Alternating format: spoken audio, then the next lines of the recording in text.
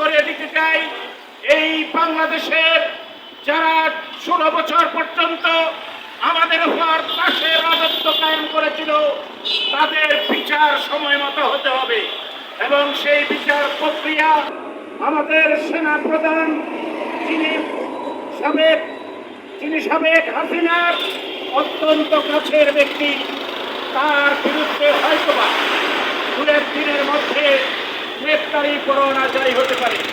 সেনা সদস্যদের 24 জনকে অভিযুক্ত করা হয়েছে। 24 জনের মধ্যে যারা সবচাইতে বেশি লোমহর্ষক নির্যাতনের পথে ছিল, তাদের জন্য নাকি বিশেষ কারাগারের ব্যবস্থা করা হয়েছে। আমরা দায়িত্বশীল বৃন্দ, আমরা সরকারের দৃষ্টি আকর্ষণ করে বলছি, আল্লামা মামুনুল হক সাহেবের নেতৃত্বে বাংলাদেশ খেলাফত মজলিস 5 দফা দাবি বাস্তবায়নের লক্ষ্যে দীর্ঘদিন আন্দোলন করে যাচ্ছে।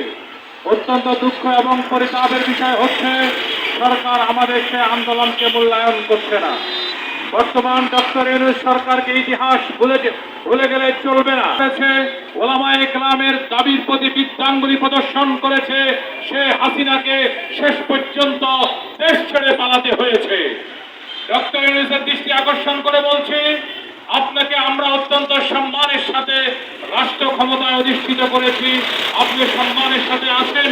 আমরা চাই আপনি ওলামায়ে কেরামের দাবি মেনে নিন, আপনি আরো বেশি সম্মানিত। দৃষ্টি আকর্ষণ করে বলছে, বাংলাদেশ খেলাফত মজলিসের দাবি মানি এদেশের 18 কোটি মুসলিম তৌহিদি জনতার দাবি। বাংলাদেশ মামুনুল হক সাহেবের দাবি উপেক্ষা করা মানি এদেশের তৌহিদি জনতার দাবি উপেক্ষা করা।